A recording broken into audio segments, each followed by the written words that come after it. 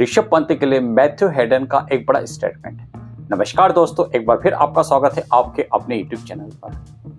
Cricket की latest update पाने के लिए चैनल को सब्सक्राइब करना ना भूलें। एक बार फिर हम आपके सामने क्रिकेट की कुछ लेटेस्ट अपडेट लेकर हाजिर हैं। बात की जाए पहली अपडेट की, तो पहली अपडेट जो आ रही ऋषभ पंत। ऋषभ पंत के बारे में कहा जा रहा है कि जैसे ही वो एक्सीडेंट के बाद जब इंटरनेशनल क्रिकेट में आए तो उन्होंने जिस प्रकार का परफॉर्मेंस किया वो इतना काबिल तारीफ तो नहीं है, लेकिन फिर भी उनका जो परफॉर्मेंस था वो मिला जुला रहा। अब टीम इंडिया को एक बड़ी सीरीज ऑस्ट्रेलिया के साथ खेलनी है, बॉर्डर गावस्कर ट्रॉफी, जिसमें 5 टेस्ट मैच खेले जाएंगे।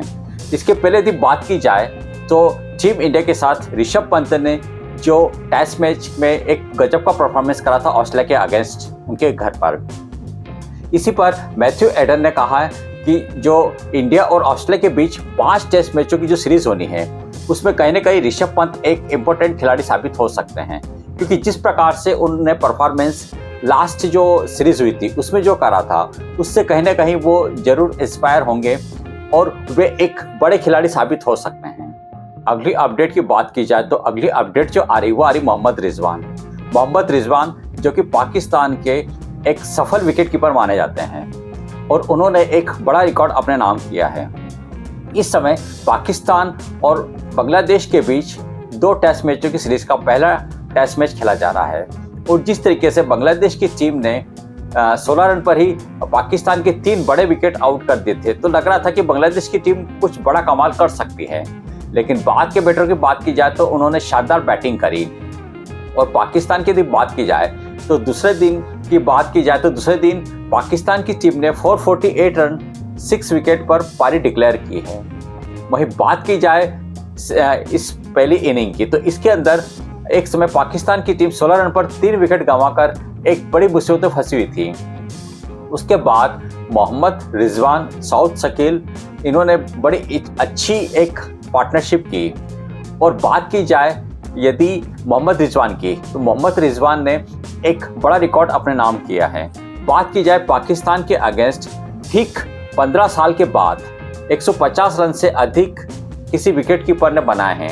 इसके पहले कामरान अकमल ने यह इनिंग खेली थी और कहीं ना कहीं 15 साल के बाद एक बार फिर यह रिकॉर्ड मोहम्मद रिजवान ने तोड़ा है। और वैसे भी मोहम्मद रिजवान पाकिस्तान के एक विश्वसनीय बैटर माने जाते हैं। बात की जाए बांग्लादेश की इनिंग की, तो बांग्लादेश की जो फर्स्ट इनिंग थी उन्होंने कुल 12 ओवर खेले और बिना विकेट खोए 27 रन बनाए। तो कहीं ना कहीं एक तरीके से बांग्लादेश ने पाकिस्तान के ऊपर जो स्टार्टिंग के जो ओवर थे उनको कहीं ना कहीं निकाल कर एक तरीके से सर्वाइव कर लिया है। यदि बात की जाए तीसरे दिन की, तो तीसरे दिन स्टार्टिंग का जो 1 घंटा यदि बांग्लादेश की टीम निकाल लेती है तो यह जो पिच है यह बैटर के लिए बहुत अच्छा है। अब देखना कि बांग्लादेश की टीम किस प्रकार का परफॉर्मेंस करती है। अगली अपडेट की बात की जाए तो अगली अपडेट जो आ रही है टेस्ट मैचों की सीरीज की। इंग्लैंड और इंडिया के बीच में 5 टेस्ट मैचों की सीरीज जो कि इंग्लैंड में नेक्स्ट ईयर खेली जाएगी, उसका बीसीसीआई ने ऑफिशियली जो पूरा प्लान है वो मीडिया के सामने रखा है। बात की जाए यह जो सीरीज है ये 20 जून से स्टार्ट होगी और 4 अगस्त तक खेली जाएगी। इसमें 5 टेस्ट मैच खेले जाएंगे और ऐसा कहा जा रहा है कि यदि टीम इंडिया जो कि इस समय WTC के यदि पॉइंट्स लेवल देखा जाए तो उसमें नंबर 1 पर चल रही है और ऐसा कहा जा रहा है कि हो सकता है कि टीम इंडिया फाइनल में भी आसानी से पहुंच जाए। तो यदि वो फाइनल पहुंचती है तो इस सीरीज के ठीक पहले WTC का फाइनल भी इंग्लैंड में ही खेला जाएगा और उसके ठीक बाद यह 5 टेस्ट मैचों की सीरीज भी खेली जाएगी। बात की जाए इंग्लैंड और इंडिया के बीच की यदि टेस्ट मैचों की सीरीज, तो टीम इंडिया ने 2007 में आखिरी टेस्ट मैच इंग्लैंड के अगेंस्ट जीती थी। उसके बाद से अभी तक टीम इंडिया वहां पर कोई भी टेस्ट मैच की सीरीज नहीं जीत पाई है। देखना है कि इस बार रोहित शर्मा की अगुवाई में टीम किस प्रकार का परफॉर्मेंस इंग्लैंड में करती है। अगली अपडेट की बात की जाए तो अगली अपडेट जो आ रही है वो आ रही जय शाह के बारे में। हमने कल आपको बताया था कि जय शाह ICC के चेयरमैन बनने वाले हैं। इसी पर एक बड़ी अपडेट और आई है और इस बार बड़ी अपडेट जो आ रही है वो आई है ऑस्ट्रेलिया क्रिकेट और जो इंग्लैंड क्रिकेट बोर्ड है, दोनों ने जय शाह को ICC के चेयरमैन पोस्ट के लिए एक तरीके से अपनी सहमति दे दी है। और कहीं ना कहीं यदि वोटिंग होती है तो उस वोटिंग में बात की जाए तो ऑस्ट्रेलिया बोर्ड और जो इंग्लैंड बोर्ड है वो जय शाह को सपोर्ट करेंगे। वैसे भी यदि माना जाए तो इस समय आईसीसी की यदि सभी मेंबर की बात की जाए तो इंडिया, ऑस्ट्रेलिया और इंग्लैंड की यदि बात की जाए तो तीनों मिलकर आईसीसी को 90% फंड जनरेट करके देते हैं।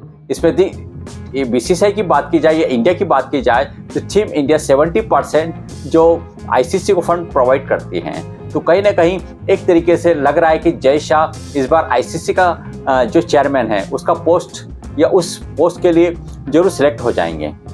अगली अपडेट की बात की जाए तो अगली अपडेट जो आ रही है वो आ रही है ऋषभ पंत की।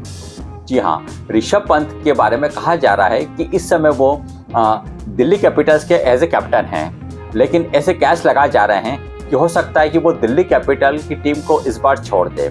और उनका यदि झुकाव देखा जाए या विश्वास सूत्रों की बात की जाए तो उनका झुकाव इस समय सीएसके के साथ ज़्यादा हो रहा है। और कहीं ना कहीं महेंद्र सिंह धोनी के जाने के बाद सीएसके की टीम एक बड़ा विकेट कीपर की तलाश में भी है और उनका कहीं ना कहीं ऋषभ पंत के साथ कुछ कॉन्ट्रैक्ट चल रहा है। बात की जाए दिल्ली कैपिटल्स की तो दिल्ली कैपिटल्स भी कहीं ना कहीं ऋषभ पंत जैसे प्लेयर को छोड़ना तो नहीं चाहती है, लेकिन वो भी एक तरीके से नए बदलाव की ओर देख रही है और वो भी चाहती है कि कोई एक नया एज ए कैप्टन किसी और प्लेयर को लिया जाए जो टीम का थोड़ा परफॉर्मेंस सुधारे। क्योंकि बात की जाए दिल्ली कैपिटल्स की तो दिल्ली कैपिटल्स अभी तक कोई भी खिताब अपने नाम नहीं कर पाई है, नहीं उसका उस प्रकार का परफॉर्मेंस रहता है।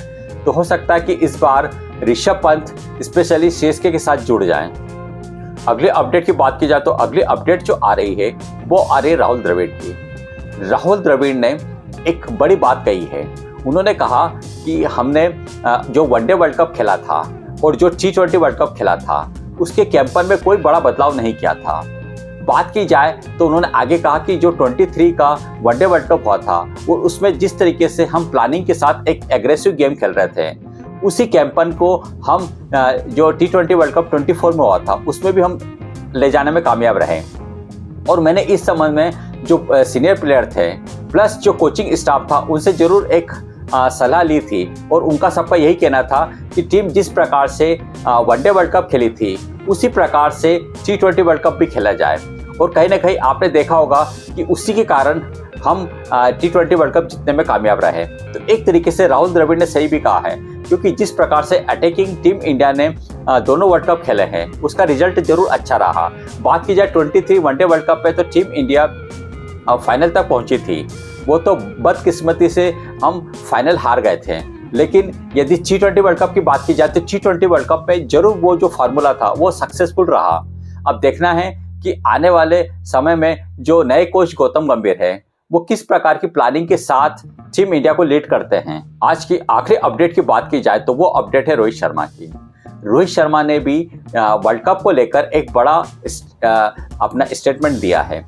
उन्होंने कहा कि जिस तरीके से हम T20 वर्ल्ड कप जीते हैं या इसके पहले 23 वनडे वर्ल्ड कप में भी हम फाइनल तक पहुंचे और लगातार जो हमने 10 मैच जीते हैं उस पर उन्होंने कहा कि बात की जाए तो मुझे दोनों वर्ल्ड कप की यदि बात की जाए तो दोनों वर्ल्ड कप में हम पूरी तरीके से खुली छूट के साथ खेले हैं।